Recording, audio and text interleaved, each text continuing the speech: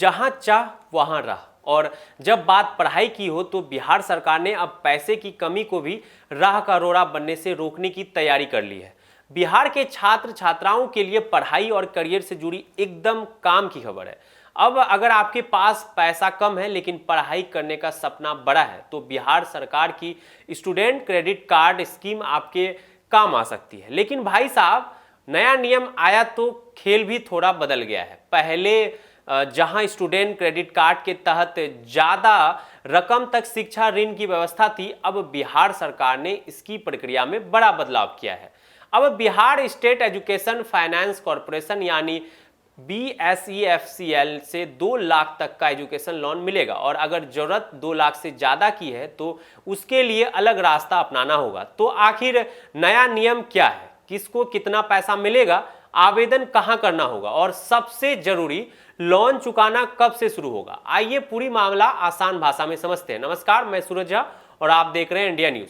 बिहार सरकार ने student credit card scheme को अगले 5 साल के लिए जारी रखने का फैसला किया है। नई व्यवस्था वित्तीय वर्ष 2026-27 से 2030-31 तक लागू रहेगी।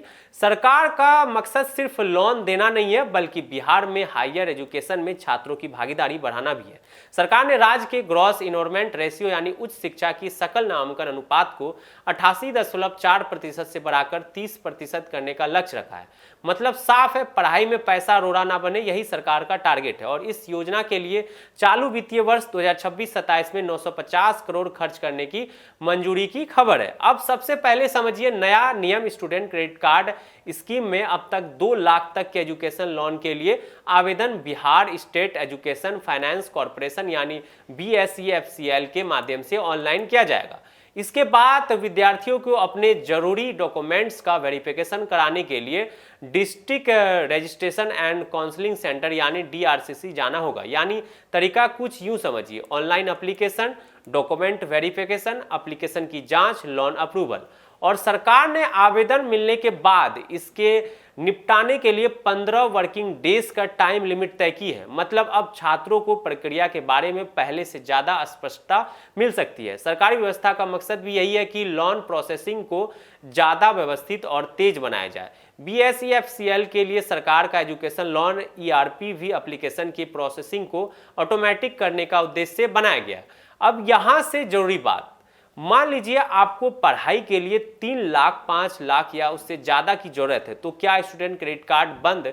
नहीं भाई, रास्ता बंद नहीं हुआ है, बस रास्ता बदल गया है। 2 लाख से ज़्यादा एजुकेशन लोन के लिए विद्यार्थियों को विद्या लक्ष्मी पोर्टल के माध्यम से आवेदन करना होगा और सूचीबद्ध बैंकों से लोन लिया जा सकेगा। ताज़ा रिपोर्ट के मुताबिक 2 लाख तक का लोन ब्याज मुक्त है, जबकि 2 लाख से ऊपर बैंक से मिलने वाले लोन पर ब्याज लागू हो सकता है। समय पर भुगतान करने पर सरकार की ओर से ब्याज में 30% तक की छूट का प्रावधान बताया गया है। यानी बात एकदम सीधी है, 2 लाख तक सरकारी वित्त निगम का रास्ता या 2 लाख से ऊपर बैंकिंग चैनल का रास्ता। अब बात करते हैं सबसे जरूरी हिस्से की, लोन वापस कैसे और कब करना होगा।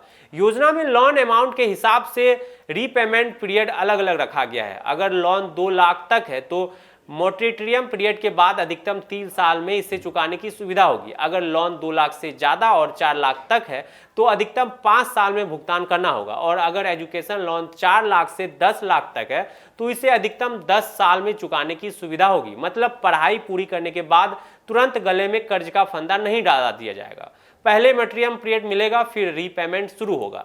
अब सवाल है, इस योजना का फायदा कौन उठा सकता है? बिहार सरकार की स्टूडेंट क्रेडिट कार्ड स्कीम मूल रूप से बिहार के विद्यार्थियों को हायर एजुकेशन के लिए फाइनेंशियल सपोर्ट देने के उद्देश्य से चलती है। आधिकारिक योजना जानकारी के अनुसार बिहार के स्थानीय निवासी मान्यता प्राप्त बोर्ड से 12वीं या समकक्ष परीक्षा पास विद्यार्थी उस शिक्षा के लिए योजना का लाभ ले सकते हैं।